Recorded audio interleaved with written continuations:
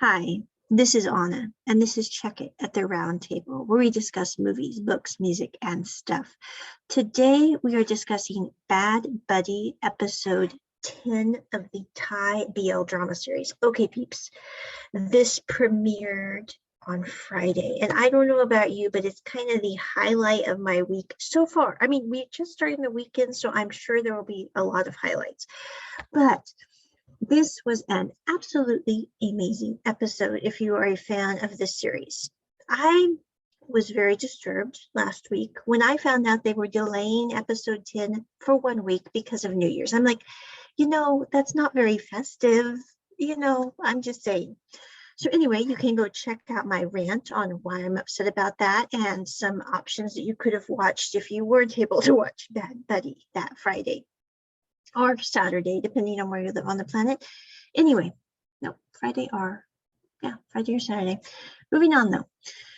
Okay, so Bad Buddy, episode 10. This was an amazing episode. I liked it for so many reasons. It's kind of hard for me to encapsulate in a single podcast, but we're going to try here.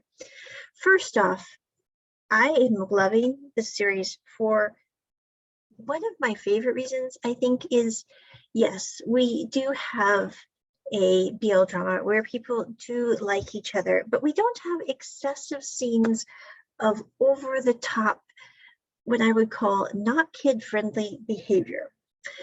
I really am liking that aspect of this drama series. I mean, we have Pat and Pran who live across the hall from each other in their dorms and often stay in the same room, but nothing really happens. They just happen to conk out on the same bed and fight over Knockdown.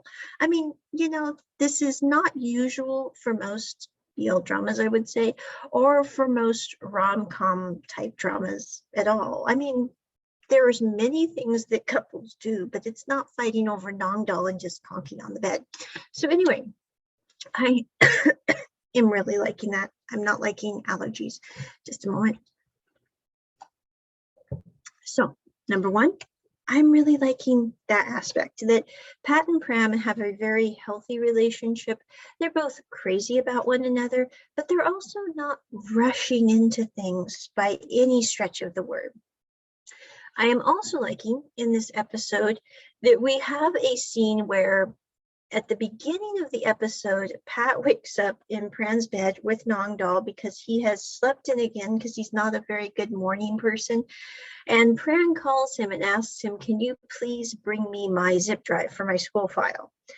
Well, Pat is like, I am tired. This is not Pat. Pat is not available. And Pran's like, you're going to get out of that bed, Pat. You're going to go over to my computer. I have changed the passcode, and you are going to get me my zip drive and bring it to the engineering department because that is what you are doing because you're in my dorm and you happen to be sleeping there. And yes, you can bring me my zip drive because it's like, I don't know, 10 o'clock in the morning.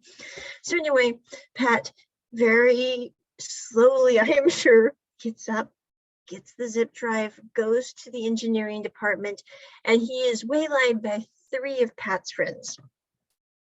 All the friends kind of jostle him around and take him to where Pat supposedly is and kind of slightly terrify him because Pat knows that engineering was not too keen on architecture was not too keen on the fact that he is an engineering student. It has nothing to do with them being of the same sex and dating. It has everything to do with their faculties. So anyway, but moving on. So Pat is kind of stressed out because he's like, why are they jostling me? Are they going to try to beat me up? There's 3 of them compared to 1 of me. I'm just trying to take Pat his zip drive.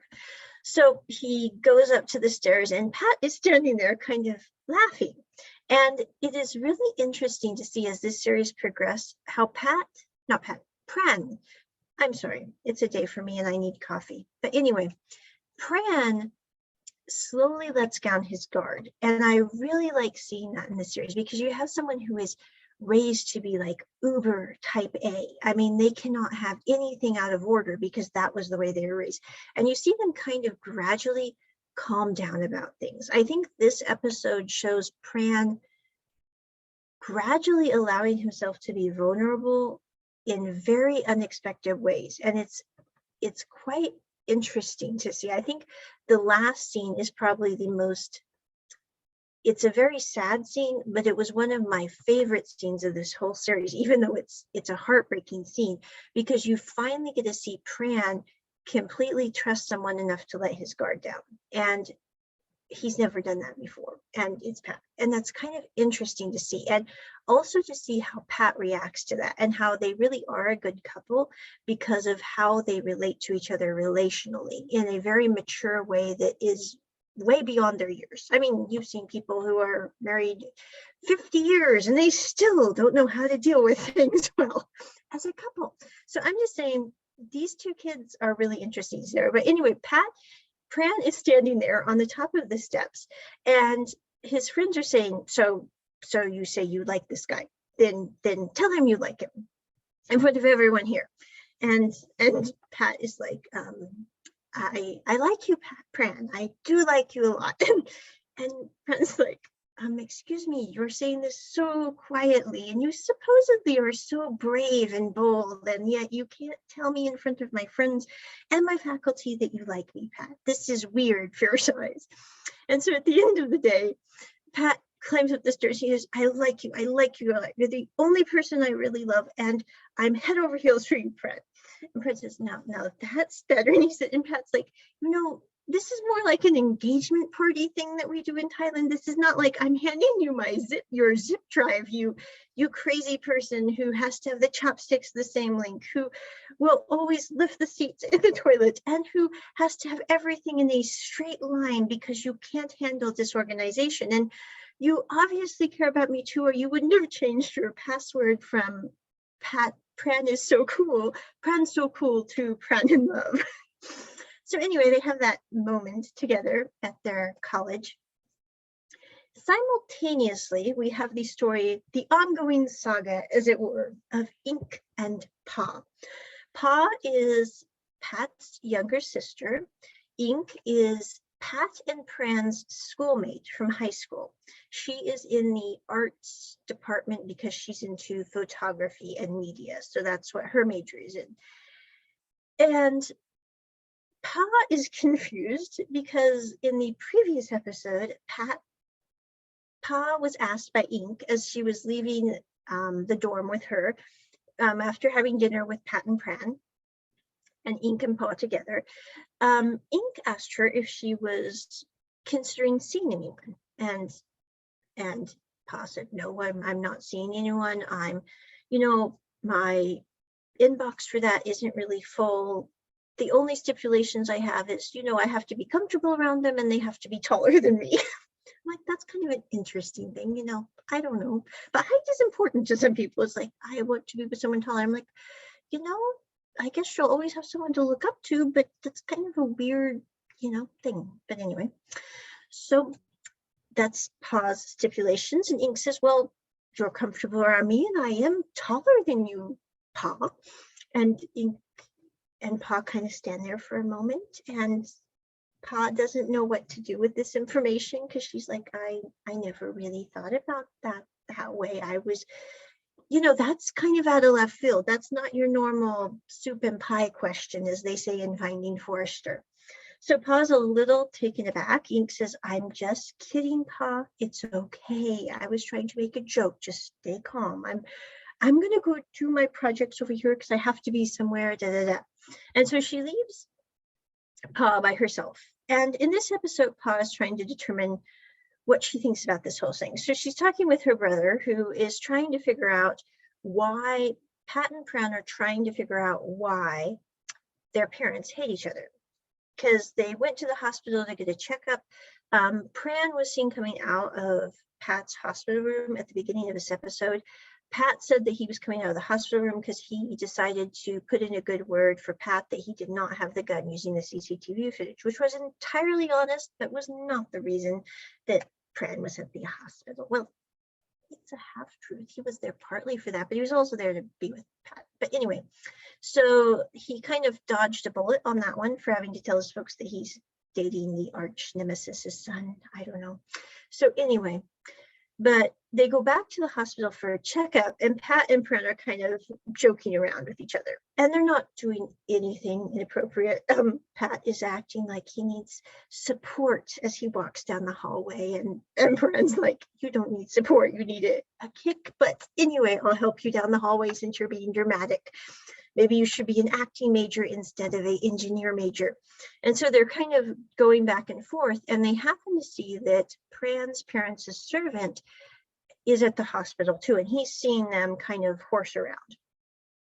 And they decide to tell the servant that they are dating. And I love how the servant kind of takes it. He's like, well, it really doesn't surprise me. I saw you guys messing around I don't mean messing around like most people messing around. I mean, joking around with one another at the trash cans, and I saw you in the hospital today. And, it's nice to see that you get along even though your parents don't.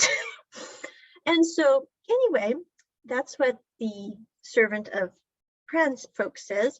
And Pat and Pran kind of look at him and goes, do you know why our parents have always been enemies? I know it was supposedly because of the business and because you went to work for Pran's folks instead of Pat's folks, but what is your idea on this? And the servant says, that's not why your parents hate each other. He said, it had nothing to do with the business. We found there was a cheaper Chinese supplier. That's why we got better deals. And I went to work for Pran's folks because I needed a job and they offered me one. And it was a hard time during that time period in Thailand, economically. So it has nothing to do with your parents' discord predates me by far. So I know that's what they told you, but it had nothing to do with me and it had nothing to do with the business. So I'm not sure why they dislike each other, but it was not because of that. So anyway, this sets Pran and Pat out on a journey to try to figure out what happened with their folks to cause a rift that would make them want to raise their children to hate one another, which, as we know, didn't work out all so well. So anyway, this leads Pat and Pran to discover that Pran's mother and Pat's father went to the same high school as Pat and Pran did. And also his mother won a beauty competition. Pran's father went abroad for his education, so was excluded from this whole issue. But anyway, this leads Pat and Pran to go to their old school together to kind of figure out what's happening. At the same time, Pat's sister, Pa, is asking Pat, how do I know if someone likes me? Because she's like, I don't know if Ink likes me like in a romantic way, or if she likes me because, she's 2 years older. She's been friends with my brother. She's friends with my brother's boyfriend. They've known each other for years. Maybe I'm just the younger sibling who happens to be in on the conversation, and she's looking after me because she wants to take care of me because I'm friends with her friends and did it. So Pa is trying to figure this out because she's like, Ink is at the restaurants I go to when I'm there with my friends. Ink is always buying me treats and leaving things, snacks that other people leave her for me. And I really don't know if this is like obvious flirting like you would consider typically, or if she's just being nice, because Ink is a nice person. And I think that's one thing I really like about Ink. I mean, she's one of my favorite characters in any drama, to be quite honest, because she's just no nonsense. She's like da da da da da da da, and she really is very helpful and nice and just no drama. I mean, it's nice to meet women in drama with no drama, if you understand what I'm saying here, peeps. So anyway, so Ink and Pa's trying to discern this information, and she's talking to Pat about it as he's trying to figure out what's going on with their parents and Pat and Pran. I'm sorry, I always get them confused, the double P's. But anyway, so Pat and Pran's parents, Pat is trying to figure that out with Pran, and his sister is trying to get his advice on how do I know if someone likes me. And he says, well, Pa, you're the one who came out with like the signs of how I should know someone likes me. If I look in their eyes, if I touch their hand, you could try out your own advice and see if maybe that gives you some kind of inclination on this situation. Now, he does not know that Pa likes Ink at this point. So anyway, Pat and Pran decide to go to their old school together to kind of figure out what happened between Pran's mother and Pat's father. Well, they find out that Pran's mother and Pat's father were always at the top of their class scholastically. Pat's father was always at the top of his class, but Pran's mother was always helping with projects, very, very smart in science and all different subjects. So they were very, very good friends. And they asked their teacher, well, what happened to cause the discord? Because obviously they weren't good friends by the end of it, because Pran got pulled out of school when they found out I was hanging out with Pran in music band practice. And the teacher says, I don't know what happened between your folks, but given that they were both teenagers, given that they worked together constantly on projects, maybe it had to do with romance, all those tangled up feelings that sometimes teenagers have about one another. I don't know, but that's just a guess that maybe there was something that happened that way. So anyway, they end up leaving there without very many answers. However, they do have a little moment here where Pran is watching them play guitar, a couple of kids that he knows that are younger than him. And they're playing the song that he played at the Freshie Day music concert. And Pat wants him to play the guitar a little bit. And Pran says, no, my mom doesn't want me to play guitar. This isn't a good idea. And he's just shutting down. And I think that's one thing with Pran, he tends to shut down. It's like he really wants to do something, but he's totally afraid that it will maybe cause trouble for those around him, so he shuts down. And Pat is watching him shut down, as it were, with this guitar thing. And Pat looks at the couple of kids who are playing guitar and he says, you know what? I want you to go buy me a tea and buy Pran a tea, and here's some money, and keep the change. And it's quite a bit, so they could all get a drink. And so he basically sends the boys to go get tea, leaving him and Pat in the guitar room. And he takes the guitar and he's just kind of playing with it, Pat is, and he hands it to Pran. He says, Pran, here, play me that song that you were working on for the Fresh Day concert. And he says, no, I'm not playing that song. I didn't finish it. And Pat says, why can't you play the guitar, Pran? And Pran says, well, my mom. And Pat looks at him, he goes, Pran, if we're doing things based on what your mother says, we would never be together, because your mother said for you to avoid me at all costs, and now we've been dating for a while. So you can't really use your mom as an excuse to not play the guitar. So can you please play me the piece of the song that you wrote, and I will tell you something if you play me that song. And so Pran plays him the song, which is basically about what love is like, but we leave out the part about what it is about. That whole part is gone. So I'm guessing they'll come back in a nice round dragon on that here in the next couple of episodes. But anyway, so he finishes playing this part of the song that he remembers. And then Pat tells him, he says, the day that you left school, I ran after you with the guitar because I wanted you to have it, but I didn't make it in time. And Pran looks at him and goes, so you're telling me that you liked me for years and years and have been quietly pursuing me kind of incognito, because that would mean that I win, because they were basically vying for each other on who falls in love first. And Pat says, no, I wasn't following you because I was passionately caring about you at that point. I was following you because I liked you a lot, and that was your guitar, and I wanted you to have it, even though things weren't real good between the situation back then.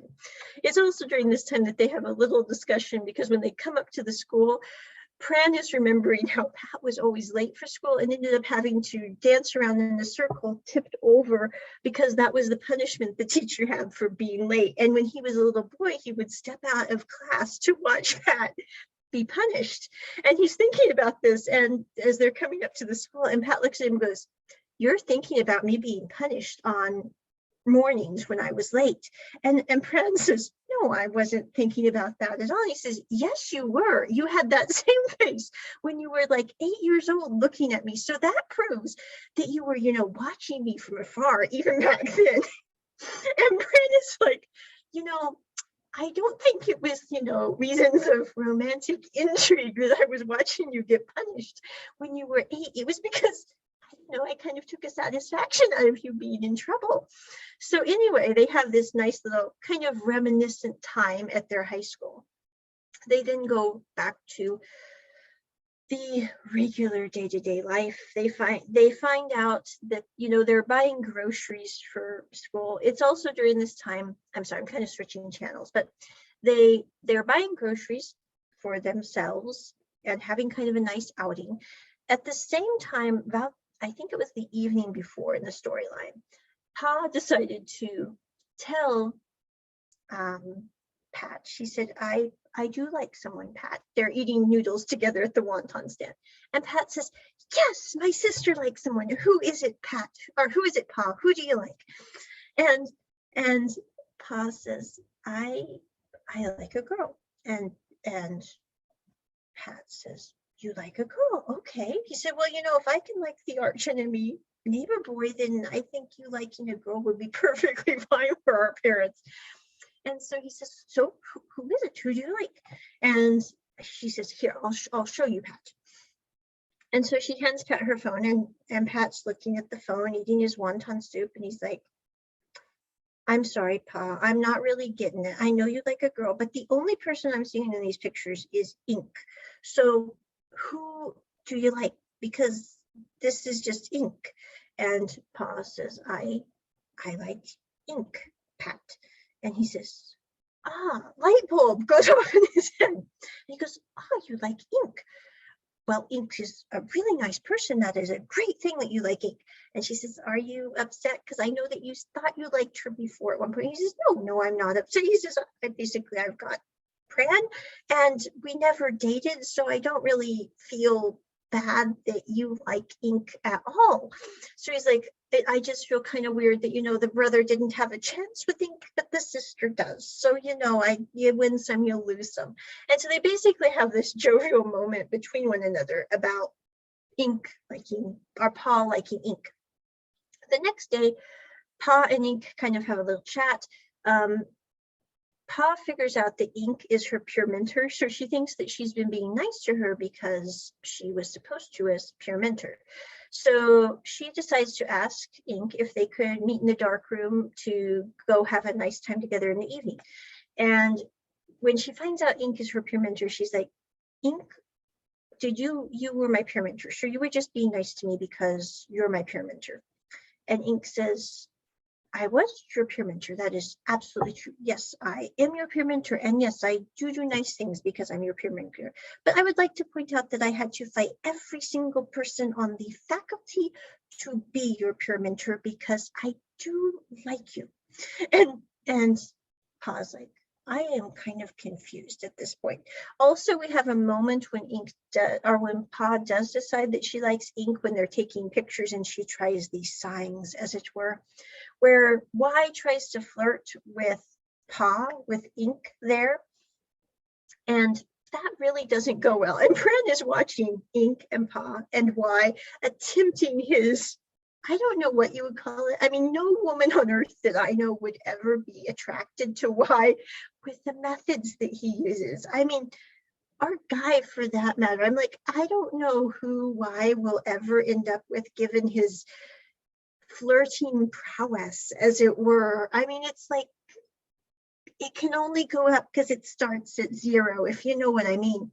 So anyway, Y attempts to flirt with Pa, gets stared down at by Ink, which I'm like, you know, Ink is a lovely person, but I would not want to be on the wrong side of that woman, especially late at night walking home from school. So I'm just saying I wouldn't mess with her. So anyway, Y kind of quits flirting, and Pran says, you know, Y, if you want to date Pa, why are you just, you know, leaving? And Y goes, because Pran, Ink is looking at me kind of the same way that Pat looked at me before I knew you two were dating, and I am not risking being hurt because I like Pa. I guess I will just die of a broken heart. So anyway, they have this little interlude. Pa tells Pat that she likes Ink. Then we have the dark room where Pa basically says, you know, I kind of like you, but I think now that you like me because you're my mentor, and I'm confused. And Pa says, well, or Ink says, well, I did like you because I'm your mentor, but I thought everyone to be your mentor, and I've liked you since high school because I liked your smile, and I wanted to be the only person with that smile. And so they basically have a moment with a agree to be a couple in a way, I guess you could say. I don't know. I'm not sure. But anyway, so I think this is the first Thai BL drama series I've seen with two girls together. Kind of weird, but they don't really show up in Thai dramas too much. Anyway, so, and Ink is a fabulous person. I'm like, Pa could do far, far, far worse than Ink, if we're going to look at it this way. And Pa is a really cool person too. So I'm like, they really do make a good couple. So anyway, and I don't mean far, far worse in a bad way. That's how I look at life. It's like, well, they're a really nice couple. And considering Pa's alternative, I'm like, no one in their right mind would say Y is a better choice. Okay. I mean, no offense. I'm just saying, yeah, words do not express how I feel about Y. Okay, moving on. So Pat and Pran are grocery shopping and trying to get Pran's guitar fixed. And they also ate out at the restaurant. So they have their cart loaded with things, Pran's guitar, etc. They've had a nice meal together and they're just kind of chatting and joking, etc. And Pran makes the mistake as Pat is being particularly clingy. I mean, I think he was a dog in a past life.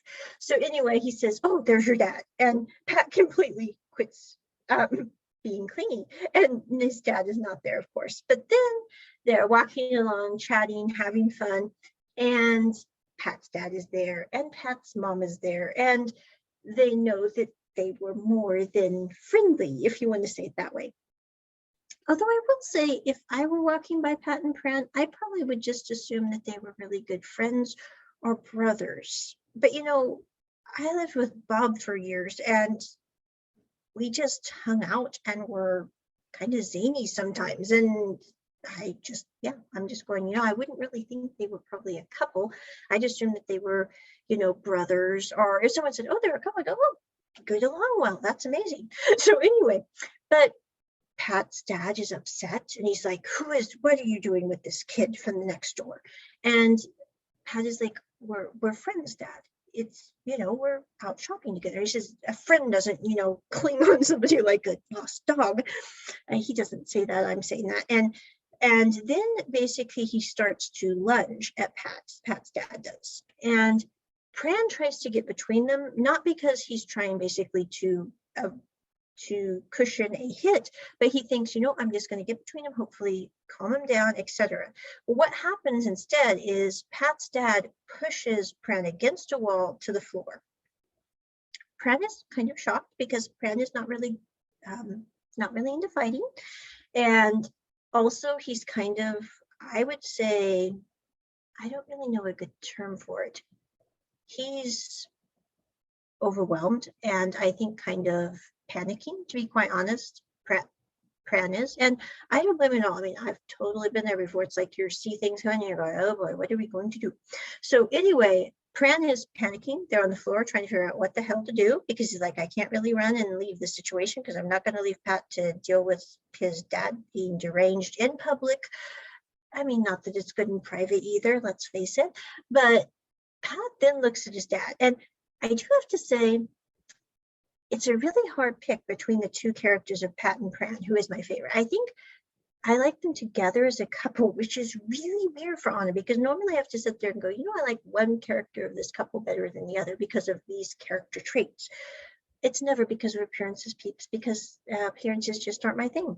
So anyway, but I do have to say with a couple of Pat and Pran, I think the thing that I like most about Pat is exemplified in this scene, for example, because Pat looks at his dad, who has just pushed Pran to the floor, and he's going, "You know what?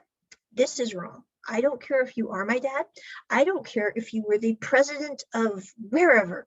This is wrong. You do not push someone to the floor and, try to hit your son because you have a fight with the neighbor that you think needs to be passed on to your children, because this is insanity." And Pat looks at his dad and he goes, "You know what?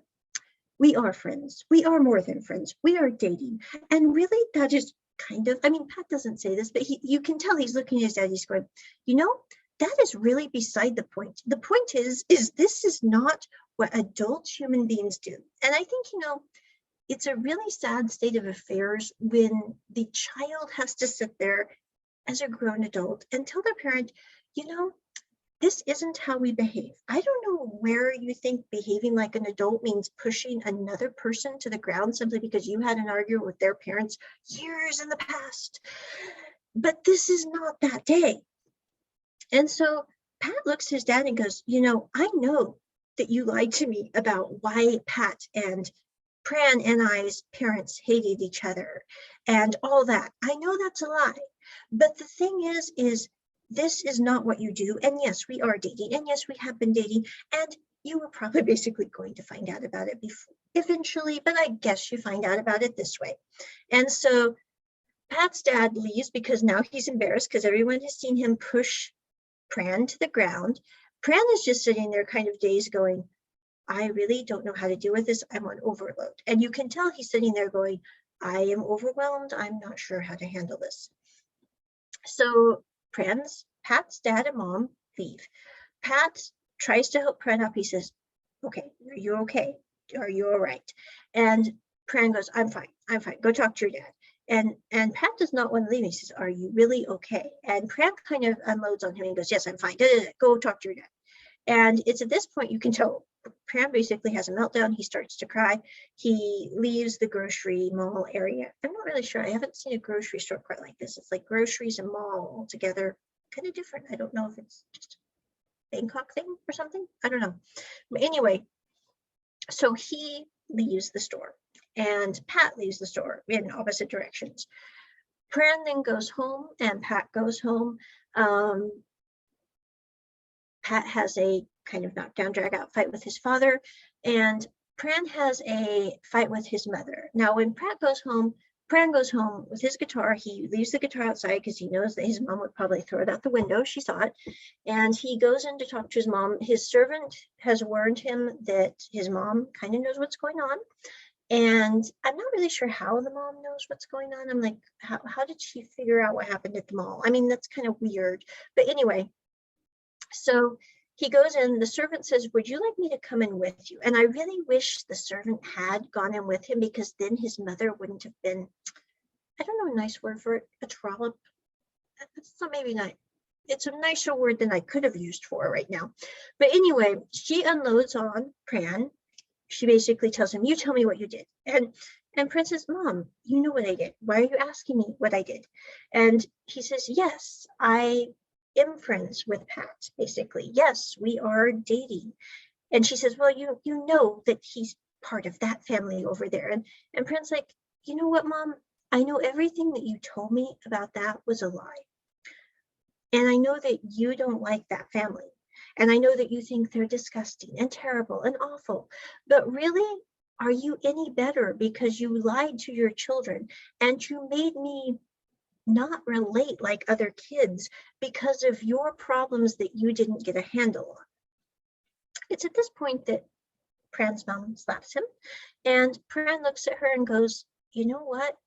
Basically, you can tell in his eyes. He's like, you know, I have been a good kid. I have done everything my parents wanted me to do. I have decided to be with Pat because Pat is a good person, despite his family and despite my family.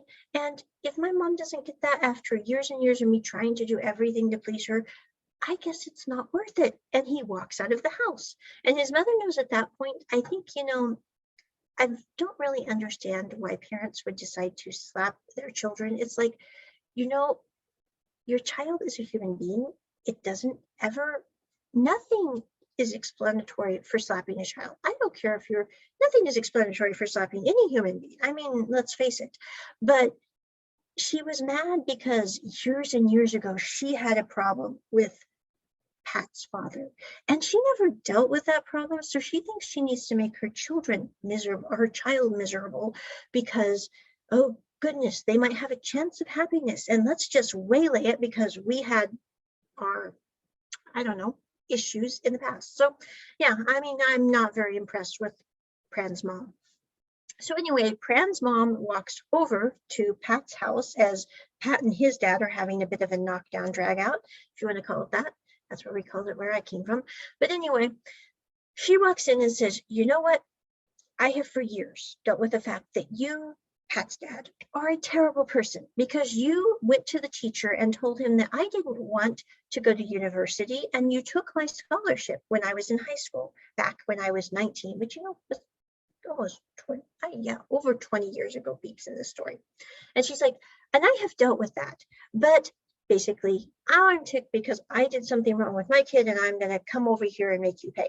And then she walks out. This whole scene is kind of confusing to Anna because I'm like, you know, I don't see why Pran's mother didn't march into the teacher herself back, you know, when she was 18 or 19 and say, I do want to go to university and I do want that scholarship. I mean, why did she just take that lying down, beeps? I mean, no offense. I'm like, you know, it's nice to be able to blame someone else for your problems, but at some point you have to sit there and go, you know, that person might be a scum-sucking pig, but still, I could have done something about this. I was able to walk into the school and say, so-and-so is lying. I would like that scholarship and I would like to go to university.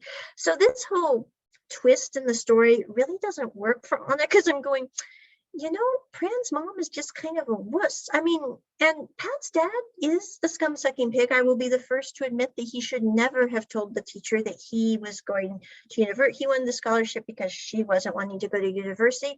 But still, I'm sitting there going, two wrongs don't make a right on this deal.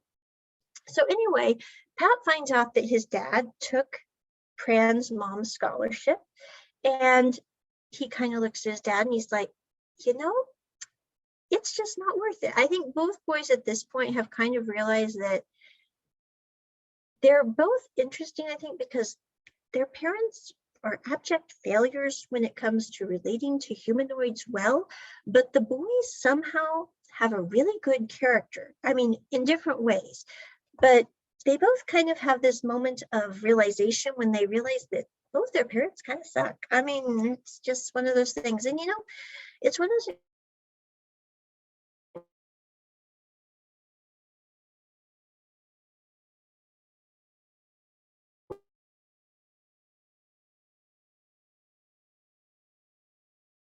and I goes, da, da, da, da, mom. And you're like, you know, this is the hormones, this is the, you know, that kind of thing. But it doesn't really have any weight. But in this case, I do have to say Pat and Pran have very valid reasons for sitting there going, my parents' behavior absolutely sucks and I want no part in it.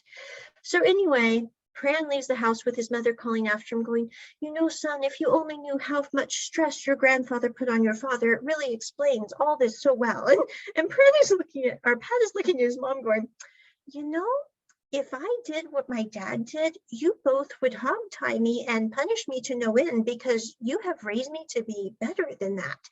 So anyway, Pat leaves his house. Pran has walked off. I hope he took his guitar with him. And in the next scene, Pran is up on the rooftop and he really is just absolutely overwhelmed. You can see he's sitting there going, and he's got his phone out like he's probably trying to call Pat.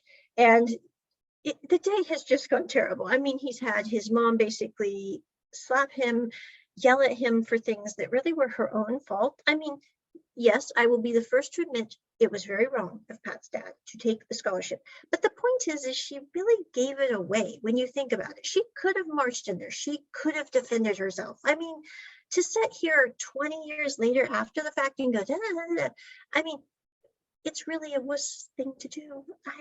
I don't mean it bad. I'm like, grow up, girl. So anyway, I have no truck for Pran's mom or Pat's dad on this deal. They are both so in the wrong. It is mind-blowing. But anyway, Pran is sitting there on the rooftop going, I can probably never go home again. Pat and I are probably not going to be able to be a couple now. What on earth do I do? And he's just kind of, it's like in Overboard, the movie with Goldie Hawn, where she says, bah, bah, bah, bah, bah, bah, bah, bah. So anyway, he's having his bah, bah, bah, bah, bah moment, and I can't blame him one bit for it. When Pat comes up to the rooftop, and he just basically, he looks at Pran, and he goes, it's, you know, it's okay. He doesn't really say anything, and Pran just completely loses it with Pat in this scene. I mean, he's bawling, he's crying, he's just absolutely beside himself. And I do have to say, this is one of my I think it's my top 2 scenes in this entire show. I mean, it's really hard for me to pick because there are about probably 5 scenes in this show so far that I really, really like. But I think this is one of the top 2. And the main reason is because Pat just sits there and lets Pran bawl his eyes out. He doesn't say anything. He just kind of sits there. He pats him a little bit. He's like, it's going to be okay. And you can tell as he's doing that, you can see Pran is completely losing it. Pat is sitting on the other side, not bawling his eyes out, but he's got a couple of tears streaming down his face. And you can tell he's like, I don't know what we're going to do to fix this, but we are not going to live in this situation. And I really like that part of Pat because it's like, you can tell that he has counted to 10, as they say in Brother Art Thou. He's like, you know, our parents might be travesties. They might have done terrible things, but they have no right to make Pat bawl his eyes out like this or make me and him miserable. So Pat kind of looks at Pran after he kind of calms down. He says, and Pran says, I just can't do this anymore right now. It's too much.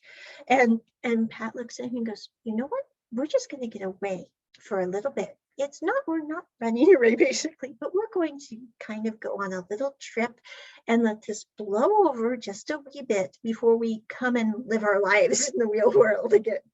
And that's where this episode ends. Again, that is one of my favorite scenes. I mean, yes, it's heartbreaking to see Pran absolutely lose it. Because, I mean, if you lived long enough, we all have our moments where it's like, you know, we might be stalwart to the end, but there are moments when it's like, you do lose it. But the thing that I think I liked best about this whole episode was Pran really didn't have anyone that he could trust to lose it with.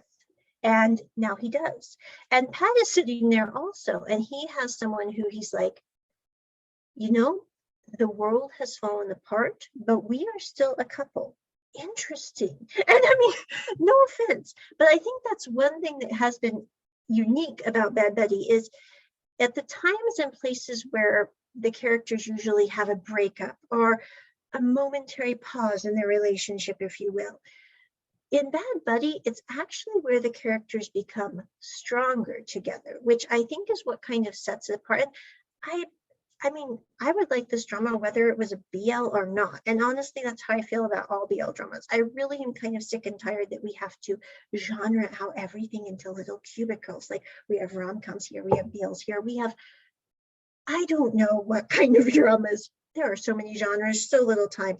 But the thing that I really liked about Bad Buddy so far is every time that there is a conflict, every time that there is a battle that could happen, they both surmount it surprisingly well, even though they are totally ill-equipped by their upbringing to do so. I mean, both these kids grew up in terrible conflict, being told lies by both sets of parents.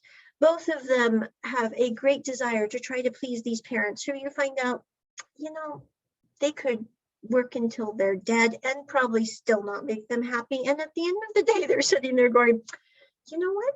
It's not really worth it. And I think what sets this apart, it reminds me kind of, the more that I watch this show, the more that I think, and I have not, again, full caveat here, I have not watched all of Bad Romance, and I think it's called, I don't remember the sequel. I'm sorry, guys. I have not watched all that series because there are many issues I have with that series. I'm not going into details here, but you can all kind of guess what I'm thinking. It's not kiddie friendly, if you get my meaning here.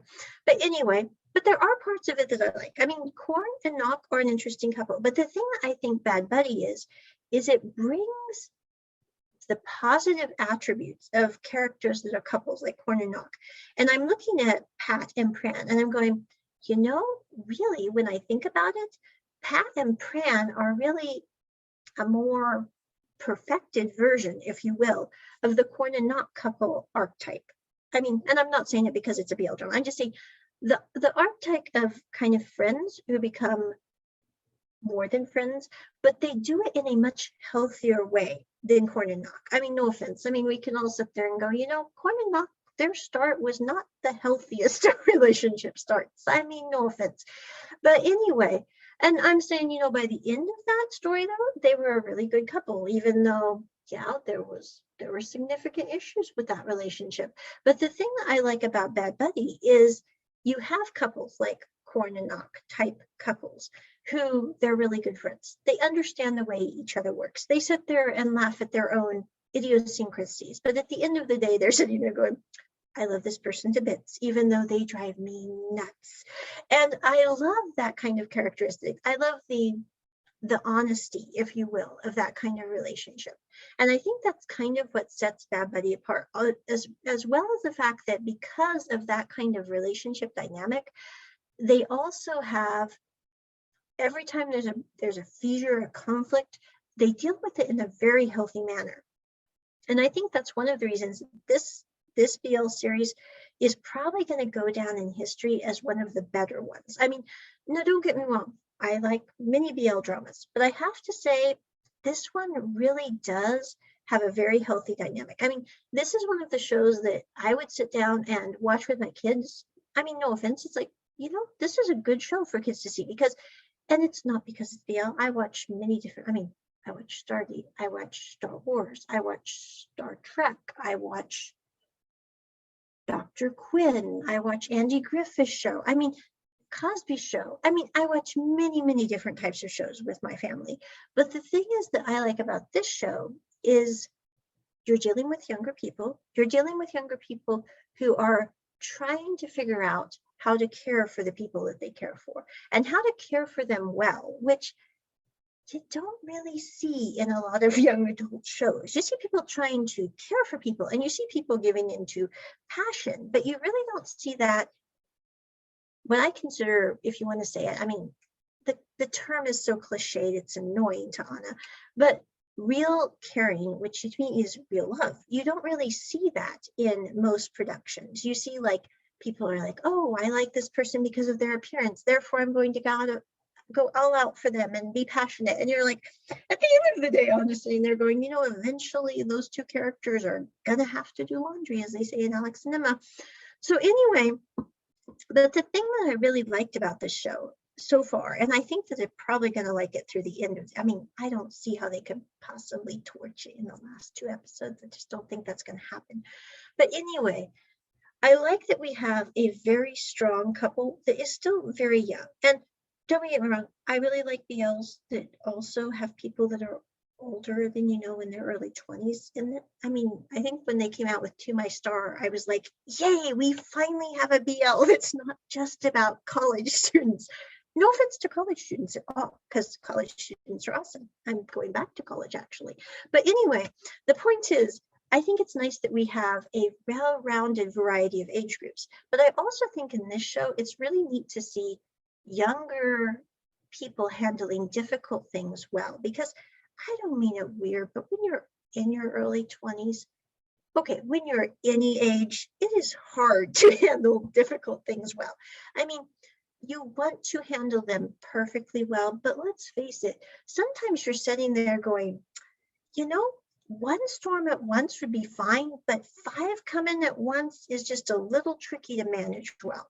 And I think this drama really does handle, how do people handle things well? How do they deal with the fact that they really didn't think that they liked someone of the same sex their whole lives, but they did. Or I think the other thing that I think is interesting is we really don't have what I would call the gender wars in this series. I mean, we have their friends and acquaintances going, I didn't know that you liked guys, or I didn't know that you liked girls. But we don't have the characters themselves sitting there going, like we do in some of the dramas, which Anna finds intensely annoying. I mean, no offense, it's like, why these moments? There's no reason for I mean, it is what it is in this situation, although I do hate that quote. But anyway, but the point is I think it's a very interesting series. I also like that we have at least 2 demisexual characters in the series, which, let's face it, demis don't really get a lot of screen time. I mean, I can really only think of one American show that has a demi, and that would be Sheldon Cooper. I mean, that's kind of questionable, but yeah, I think Sheldon's the only one. But anyway, we have 2 demisexual characters with Ink and also Pran. And I mean, people could argue that way, but Pran has liked Pat singularly throughout his whole life. I mean, it's always been Pat. Now, I think Pat has had, ideas about other people, but, settled on Pran. That was a good decision. But anyway, and Ink, we have Ink who, Ink kind of saw Pa when she was in high school and was like, Pa's the one for me. I'm going to go to college. I'm going to make sure I am a Pyramenti, and I'm going to make sure I'm really nice to Pat, and I'm really nice to Pran, because that will help me maybe get Pa. I mean, no offense. Ink is a nice, conniving person. So, we've got two demis, which I think is kind of interesting as well. We also have the, honestly, it's the first girl couple I have ever seen in a Thai drama. And they were a good couple as well, which I think is kind of, I mean, no offense, but girls in dramas can be kind of dramatic. And I'm sitting there going, I'm a girl. I'm not dramatic though. I don't see why we have to be portrayed as dramatic in film. So it was really nice for Anna to see two girl characters in Pa and Ink that are not drama queens. I mean, I don't mean that bad at all. I'm just saying, and they seem very level-headed and practical for the most part. There will say Pa's a little weird sometimes, but we all have our days. So anyway, I give this episode an absolute 10 out of 10, which hardly ever happens, people. I think maybe I've done it 3 times in the history of this podcast, and we're almost on, I think, almost our 500th episode. I honestly don't know. I've lost track, but I really got to update the episodes. But this is our, I think, 3rd video episode as well as audio. You can check it out on YouTube on our Check It Roundtable channel. I can honestly say you just see the top of my shoulders and my head and my hair, which is way too flat because of the weather here. And I have a lovely backdrop. Ooh, I love making it move. So anyway, but it's not really that impressive. I mean, the audio version is pretty much equal to the video. So anyway, but I would give this episode an absolute 10. I did drop a link in the description so you can check out my playlist with all episodes in order if you want. I'm also going to drop a link to the Bad Buddy Chance OST playlist. This is my collection of chosen songs that I think the curators on YouTube, the creators, have done a I've got hiccups. I am so sorry. Anyway, have done a fabulous job compiling of the Bad Buddy, making these wonderful fan-made MVs. So I will drop that in the description. Now, I will say there are I do have Cake by the Ocean on there, which if you don't want your kiddies to hear maybe a couple of swear words, you might want to skip that song because I have 2 versions of that.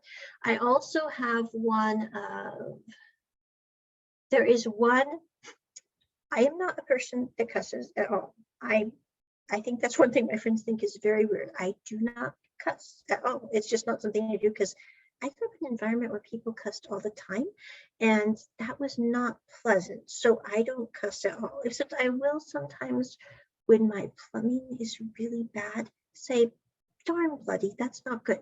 So that's kind of the only thing I say that is maybe not completely kosher. But you will never hear me say anything else. It just doesn't happen. But anyway, there is a song that just have the F word. But the only reason I have it on that playlist is because it is a, what do you call it? I forgot the term because I'm not very up on all these terms now, peeps. I'm sorry. But anyway, it's a comedy video that's basically a spoof on Bad Buddy, and it is bloody hilarious. If you have, okay, I use the word bloody. But anyway, if you haven't seen it, it is terrible. I'm trying to think of the name of it here. What is the word that we call those spoofs? I'm sorry, peeps. I'm drawing a blank. Let me see if I can fix this here. I'm going to go to my personal channel and pull up that playlist so I can see what you call it.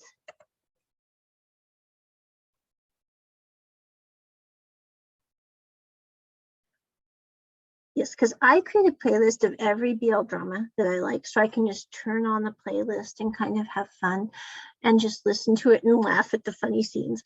Anyway, it is a what do you call it? They do not have its name. But anyway, it's the WTF made video, which if you do have small children, you might want to skip that. If you might want to listen to it with headphones because it is bloody hilarious, not because of the F word at all. I wish they really hadn't put that in, but whoever arranged that one did a wonderful job on that playlist. I have to, or that MV, because it is terribly funny. The other one is the Dear Future Husband one. I really have to say those two, when I want a good laugh, the Dear Future Husband and the WTF MV and the Sucker by the Jonas Brothers. Those three are absolutely hilarious. I mean, without a doubt, they just always make me laugh. And I don't know why exactly, except to say they're very funny, and whoever edited them did the perfect timing for everything. So anyway, do check those out if you want to. And thanks for listening. Check it at the round table. Bye.